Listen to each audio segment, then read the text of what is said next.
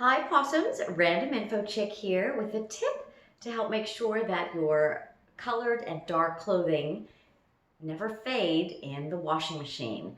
The reason this happens is because most laundry detergents have brighteners in them, and that's what keeps your whites nice and bright, but it's also what makes your colors fade. So what you want to add in the washing machine instead of detergent is vinegar. This is distilled vinegar, but really what you just need is plain white vinegar. It doesn't have to be distilled, but distilled is fine.